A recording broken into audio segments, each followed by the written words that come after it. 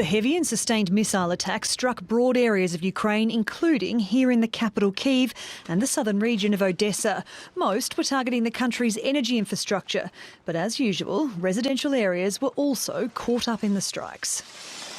I heard a roar and there was an extremely loud explosion. I was saved by the fact the strike hit one side of my house, but I was in the bedroom on the other side. I got out of the house walking over glass splinters. Not a single room is left intact.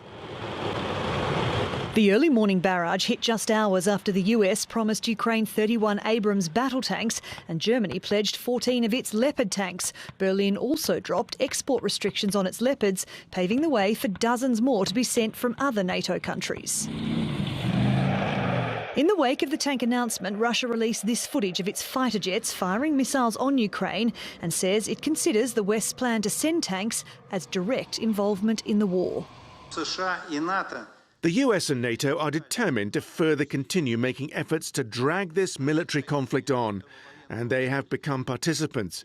At the same time, we have to understand that even with the conflict in Ukraine continuing, the West won't stop its proxy war against Russia and its allies. In response, NATO drew attention to the fact Moscow is also receiving weapons from its allies. Iran is delivering support to Russia, including drones that are used to attack civilian infrastructure, homes and hospitals in Ukraine. In return, Russia is stepping up its support to Iran. In Germany, just a day after making the historic pledge to provide Kiev with tanks, the new Defence Minister Boris Pistorius announced they will be in Ukraine by the end of March. Poland, which has for some time been pressuring Germany on the tank issue, welcomed Berlin's commitment.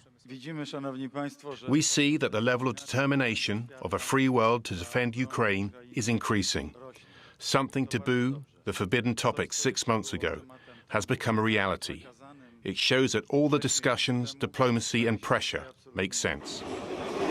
But in Ukraine, the tanks can't come quickly enough, as Kiev residents were once again forced underground to shelter from the latest Russian missile attack. Their president was pressing for speedier delivery of the vehicles.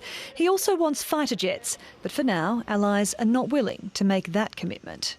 Sarah Morice, TRT World.